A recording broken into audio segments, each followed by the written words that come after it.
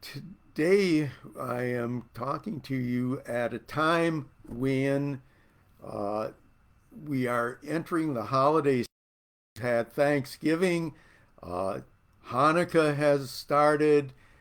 We'll soon be looking forward to Christmas and to Kwanzaa. All of these religious holidays have the unique contribution of bringing light into the world. Actually, Hanukkah is known as the Festival of Lights. And so it's very important from our standpoint to be able to see this time as a time when we can do our job to bring light into a world that has far too many clouds in it. And so it's probably fitting that today, in this series of the 6 P's of the type P personality, I am going to be talking about being positive. Remember, we've already discussed the first P, personal goal driven, and the second, which is proactive. Today, let's talk about positive, and it's particularly important because it's not only at the core of the type P personality, but it is central to the positive psychology approach that I and many others utilize in working with individuals and with groups. My own particular spin on it that I've evolved is called goal achieving psychology, or the practice of goal achieving psychotherapy, but it has its roots in positive psychology. For those of you who are unfamiliar with it, and I guess most of you who've been following me probably aren't too unfamiliar with it, but positive psychology, compared with a number of the approaches to mental health, to personality development and treatment, positive psychology is a new one. Uh, in the year 2000, Martin Seligman at the University of Pennsylvania and Mike Csikszentmihalyi at Claremont Graduate School authored or edited a uh, uh, a part of the American Psychologist. I was looking for the particular word, but I guess it's an edition or a particular uh, monthly issue of it that was devoted to positive psychology. And it really brought that into popularity in the world. So, again, that was the year 2000. So, assuming, more than assuming, we know that there had to have been research before then uh, that led to this outcome. We're still talking about a field that's only about a quarter of a century old, hasn't gotten a grasp on psychology in general the way that, say, cognitive behavioral therapy has, but it's been one that has evolved in academic settings with a lot of research demonstrating things about uh, happiness, well being, and the overall benefits of positive psychology. Uh, and the benefits of really thinking positively.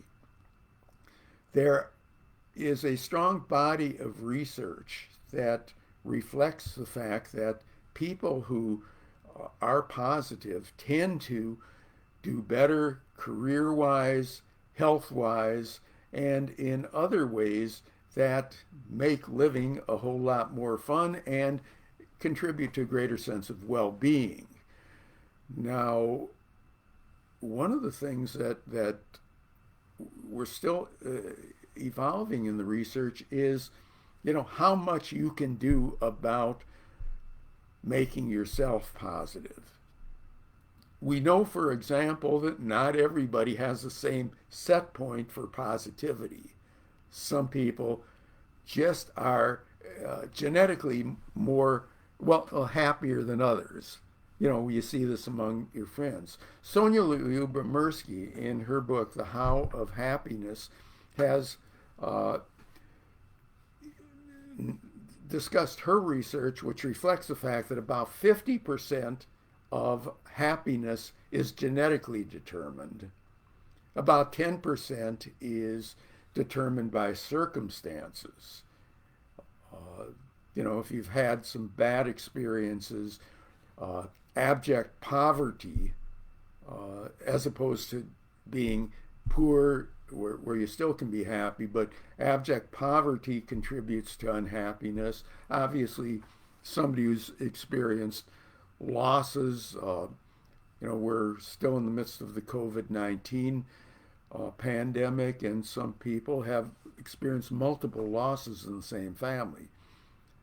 They would be expected to be less happy and less positive, although some people, under really dire circumstances, are able to exude quite a bit of positivity. Uh, but if Lyubomirsky is correct, 40% of our happiness is determined by our attitudes and by our actions. Now, there have been quite a bit of controversies arisen about this 50-40-10 split, but nobody doubts that a significant amount of happiness can evolve based upon your attitude. And again, let's keep in mind, happiness is associated with increased earnings, better health, greater longevity, many other really positive factors. It may seem intuitive, but there is research to back that up. So that my real hope and the takeaway from today is that we really commit ourselves to being more positive, to ask ourselves what can go right. That was the name of my first ebook, What Can Go Right? The Thinking Person's Guide to Making Good Things Happen. And it evolved from my work with patients and asking them in the midst of challenges, well, what can go right? And again, too many of them saw it as a trick question or as something they hadn't thought about. So think about it. When faced with challenges, there's no guarantee it's going to go right. But think about what can go right, because that may lead you to take the steps to making positive things happen. And, there is a lot of information about it now. Seligman has written several books. Csikszentmihalyi has written about flow, really getting into a positive state of mind for long periods of time. A number of really good books out about positive psychology. My book that's directed at aging, called Rejuvenating, the Art and Science of Growing Older with Enthusiasm, is positive psychology based. And it doesn't take a lot of imagination to recognize that if the first P is personal goal driven, the second is proactive, you got a lot better chance of implementing those things if you approach it with a positive attitude. So let's keep that in mind as we move forward through this video series, and we've got 3 more P's of the type P personality to explore.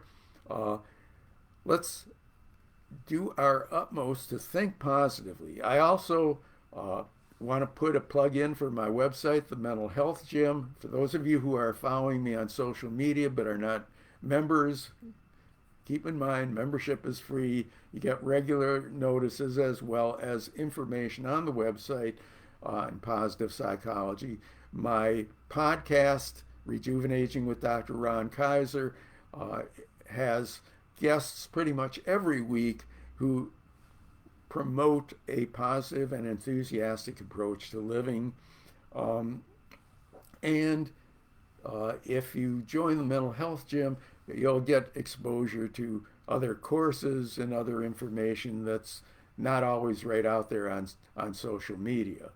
I'm not the only one doing it, but stay alert to it, because again, the type P personality is the healthy personality, the one you should aspire to, not the one that you should try to moderate or reduce, as may be the case with type P or antisocial personality or other kinds of personality types. I really want to promote this heavily because I think it's so much better for the world if we've got a lot of type P personalities running around. So we'll keep working on this, and until next time, again, think positively. It's much more fun and leads to more productivity. Uh, Again, keep in mind, personal goal oriented, proactive, positive. It's a great start as we look forward to moving into the new year and into the rest of the holiday season.